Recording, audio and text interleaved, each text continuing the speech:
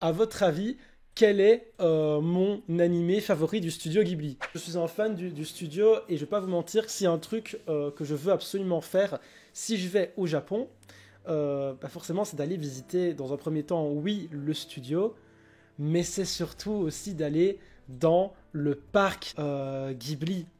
Je sais pas si vous êtes au courant, mais il y a un parc d'attractions Ghibli qui va ouvrir. Et en fait, on a eu l'information que ce sera pas vraiment un parc d'attractions. Ils veulent ne pas abîmer la nature, rester vraiment dans l'ambiance de Ghibli et dans les messages que les différents films de Miyazaki, de Takahata et compagnie veulent faire passer, et donc d'être toujours dans cette démarche un petit peu écologique. Et ils ne veulent pas couper le moindre arbre pour faire le parc. Je trouve ça assez ouf. Mais voilà, il y a un article et j'avais envie de le lire avec vous parce que je l'avais vu et je le trouvais assez intéressant.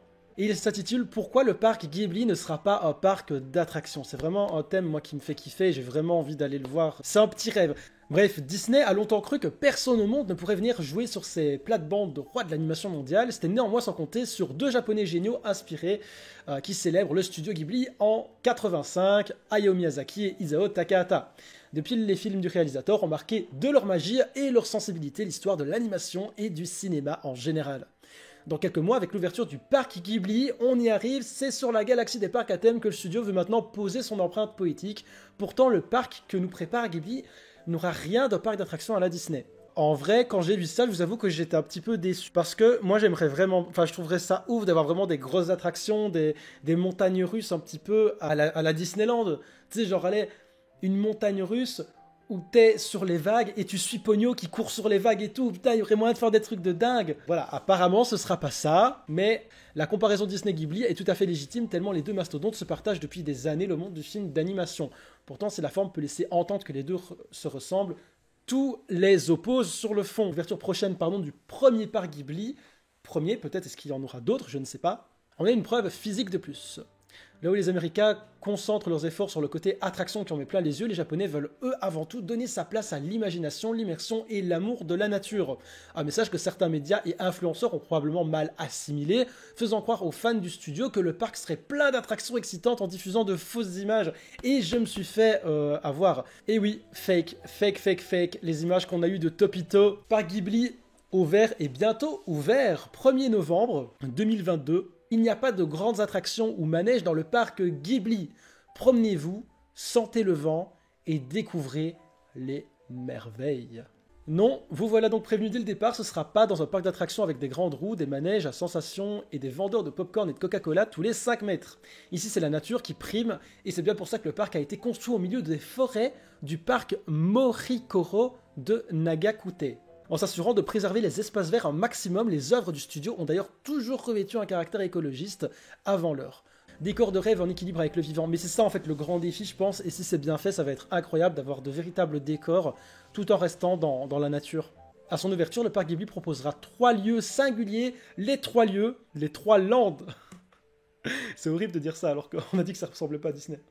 Le premier se nomme le Grand Entrepôt Ghibli, ce sera 4200 mètres carrés, c'est énorme en vrai. Véritable caverne d'Ali Baba construite dans les ruines d'une ancienne piscine publique.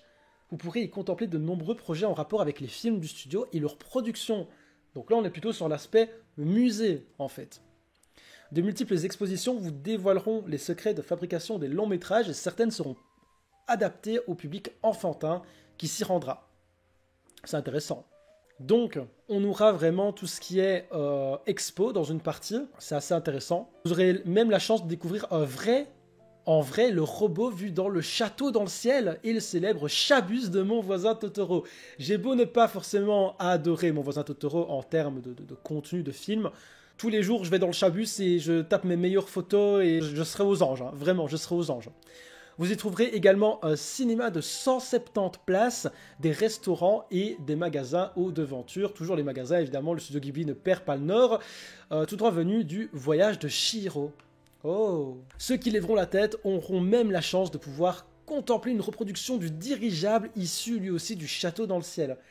Par contre, quand je vois ça, je vous avoue que je me demande comment ils vont faire pour pas décimer le moindre arbre, hein. J'espère qu'ils vont vraiment alors jouer le jeu s'ils l'annoncent et pas faire ouais, en fait, on en a peut-être dégommé deux trois parce que... Non, si vous jouez le jeu, alors vous le jouez jusqu'au bout. Le deuxième est décrit comme la colline de la jeunesse, 7500 mètres carrés, c'est énorme, et vous y croiserez la boutique Shikuya, le magasin d'antiquités de Si tu tends l'oreille. Oh, on aura le baron, incroyable. Et une version miniature du bureau du chat, mais oui, du royaume des chats, trop bien. Mais par contre, vraiment, s'ils font une reproduction aussi du quartier latin, de la colline aux coquelicots, eh mais les refs, je vais habiter là, hein. Le troisième est celui qui risque de rendre fou tous les fans de Mon voisin Totoro dans la forêt de Dondoko, 20 000 m². Vous trouverez en effet une réplique grandeur nature de la maison de Satsuki et Mei. En vrai, elle est quand même petite la maison, donc je me demande... Ça, à voir. Je sais pas, c'est pas le truc qui m'attire le plus en vrai. Le nom du lieu prend d'ailleurs racine dans celui de la danse qu'exécutent les deux sœurs avec leur ami poilu pour faire pousser les graines plus vite. Ah ouais, ils ont déjà fait la reproduction pour l'Expo universelle. La magie, mais pour plus tard. Deux autres mondes seront effectivement fermés pour l'instant. Leur ouverture est prévue au mieux pour l'automne 2023 et au pire en 2024. Déjà, je n'irai pas dans le parc avant 2024. Tout d'abord, la vallée des sorcières. Ah, let's go. Inspiration Kiki, la petite sorcière, bien sûr. Et le monde du château ambulant, ok. On y découvrira d'ailleurs une version de 16 mètres de ce dernier. 16 mètres! Mais c'est énorme! Avec de vrais canons mécaniques dans laquelle vous pourrez entrer pour découvrir la chambre de Haoru. Et si vous avez besoin de pain, vous pourrez même visiter la boulangerie de Kiki. C'est insane. Enfin, le cinquième monde ne sera ni plus ni moins qu'une reconstitution du village d'Emishi et des forges Tatara de Princesse Mononoke. Le dieu sanglier Okoto vous y attendra avec d'autres créatures mystiques. Tout ça dans un environnement naturel inspiré de la période Muromachi comme le film. On sera donc en immersion totale. Comme on a pu le constater, le parc Ghibli n'est vraiment pas un parc comme les autres. Son ambition première est de vous faire traverser votre écran de cinéma pour vous retrouver dans les films du studio. Ici, c'est pas de l'adrénaline qui prime, mais bien votre bien-être et votre imagination. Son slogan « Jouer avec le vent » vous invite à ne faire qu'un avec la nature. Petite référence à Le vent se lève peut-être, qui vous entourera dans ces lieux de paix. La tension est plus qu'honorable, mais on se demande si ce sera vraiment possible alors que les estimations tablent sur près de 2 millions de visiteurs par an, soit presque 6 000 personnes par jour. Forcément, goodies made in China et malbouffe risquent d'être également au rendez-vous pour maintenir ce rêve éveillé. Je sais pas, en vrai, le problème moi que j'ai, c'est par rapport à la création du parc. Hein. Pour moi, s'ils sont dans un lieu naturel, ils vont pas réussir. Hein. Pour moi, vraiment, c'est triste de penser ça. Mais le coup du on détruit aucun arbre, c'est 100% naturel, on détruit pas la nature, pour moi c'est marketing. Vraiment, pour moi c'est purement marketing. Et voilà, sur ces images de la maison de Satsuki et Mei de Totoro, on va se laisser. Un grand merci d'avoir regardé cette vidéo, ça me faisait très plaisir de partager un petit peu voilà, cet article, cette anecdote avec vous, étant donné que je suis un grand fan du studio Ghibli et que j'ai très hâte de voir ce que ce parc va donner. Je suis vraiment curieux à ce sujet. N'hésitez pas également à répondre à la première question qui a été évoquée au tout début de la vidéo. Quel est mon Ghibli préféré? Et n'hésitez pas à donner également le vôtre dans l'espace commentaire. N'hésitez pas également à rejoindre la team Twitch, c'est très important. Et sur ce, moi je vous souhaite une bonne journée, une bonne soirée, à la prochaine.